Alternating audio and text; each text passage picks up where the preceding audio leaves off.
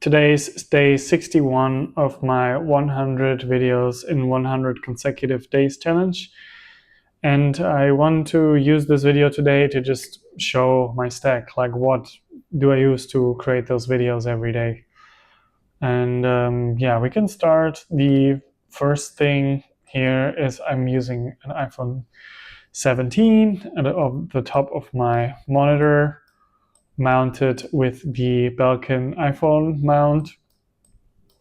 So that's how you can see me. Heyo. Then for a mic, I got this mic from Zara. It's a Yeti mic. I don't know which model. I didn't know this brand before. I'm happy that it has a better sound than what my iPhone records from this distance and the AirPods record, but I'm still not super happy with it. I want to update. I'm probably going to do that soon. Then I record the video with an app called CleanShot Pro, which is absolutely amazing. You can, this is like the interface that I am seeing as well when I record something. You can choose, I of course use this recording thing. You can change like the size of the recording, like what you want to record and stuff.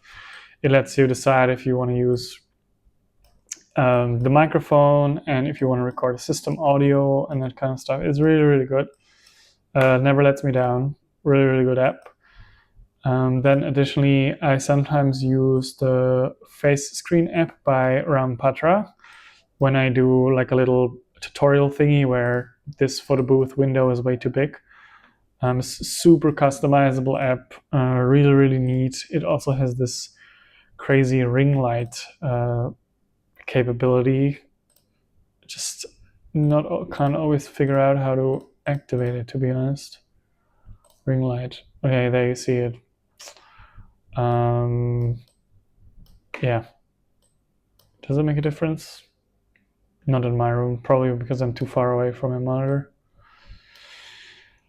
Anyways, this app is really, really good as well. Just to make these little screencasts has been super helpful. Also never letting me down. Then once I recorded the videos, I am cutting them in Final Cut, of course. I love Final Cut.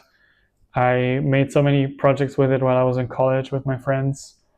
Yeah, I'm really fast with it. That's why at the beginning of this challenge, I started to use CapCut because I had some issues with captions, which is now finally solved in Final Cut. It has a really nice caption functionality.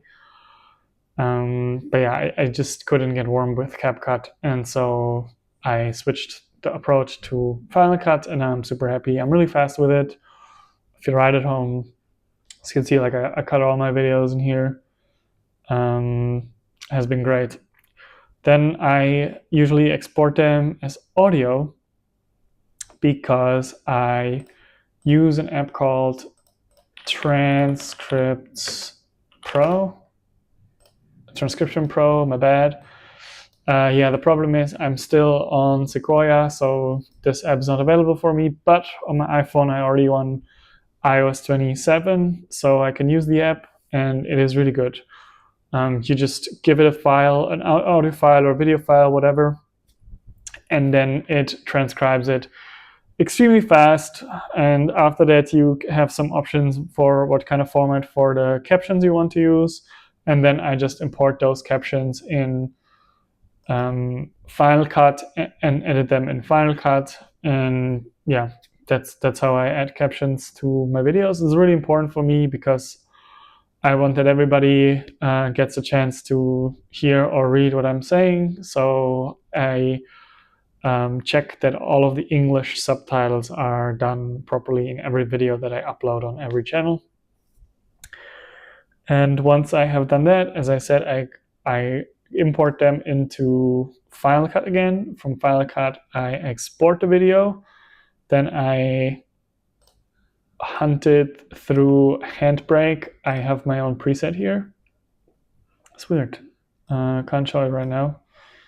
We need to import demo video.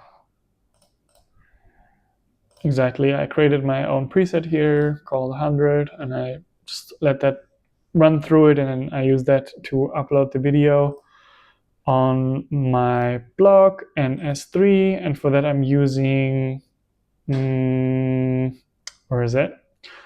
This amazing S3 app. I got to show this to you. This is actually really nice. It's called S3 Client.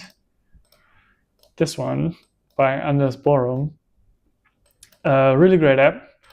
It integrates directly with the Finder, and so when I have my video, I can just like copy and paste it in here, and it automatically uploads it to my S3 without me having to go to S3 and upload it there and stuff. So I have been really enjoying that. Really, really great app. Recommend it. Then for the script of my video, I usually use Obsidian. Let's see if I forgot something. iPhone, backing, CleanShot, FaceScreen, Transcription Pro, HandBrake. Oh, and of course I use Kompressor, which is my own app. I usually create my thumbnails if I add a thumbnail, I create it in Sketch, and from Sketch I export it, and then I hunt it through here and use this this preset that I have here with JPEG. So all of the thumbnails that I upload to my website and to the podcast are all uniform. That's how I do it. So that's the usual flow for all the videos. I script them a little bit in my Obsidian. I record them with my iPhone. Using CleanShot.